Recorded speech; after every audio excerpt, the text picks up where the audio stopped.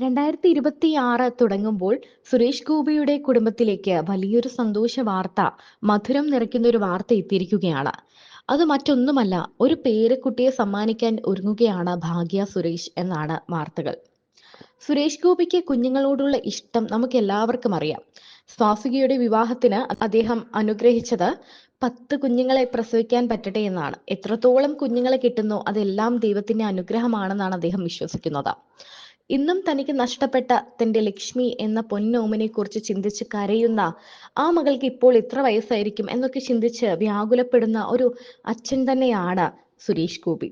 അദ്ദേഹവും ഭാര്യ രാധികയും സുരേഷ് ഗോപിയും ഈ വിവരം അറിഞ്ഞ ഉടനെ ഭാഗ്യ സുരേഷിന്റെ അടുത്തേക്ക് ഓടിച്ചെന്നു. തന്റെ പൊന്നു മകളെ കെട്ടിപ്പിടിച്ചാണ് സന്തോഷം പങ്കുവച്ചത്. മധുരങ്ങളെല്ലാം ഏത് രാജ്യത്ത് പോയാലും അല്ലെങ്കിൽ എവിടെ പോയാലും മകൾക്ക് എന്ത് കൊടുക്കാം എന്ന് ആലോചിച്ച് എല്ലാം പെറുക്കിക്കൂട്ടി വാങ്ങുന്ന ഒരു അച്ഛനായി മാറിയിരിക്കുകയാണ് ഇപ്പോൾ സുരേഷ് ഗോപി.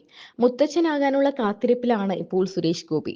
മാത്രമല്ല, കൃഷ്ണകുമാറിന്റെയും സിന്ധു കൃഷ്ണകുമാറിന്റെയും ഒക്കെ സന്തോഷം പോലെ ആ വീട്ടിൽ ഓമി എത്തിയതുപോലെ നല്ലൊരു സുന്ദരി കുടുക്ക അവിടെ എത്തട്ടെ എന്നാണ് ആരാധകരും പറയുന്നത്.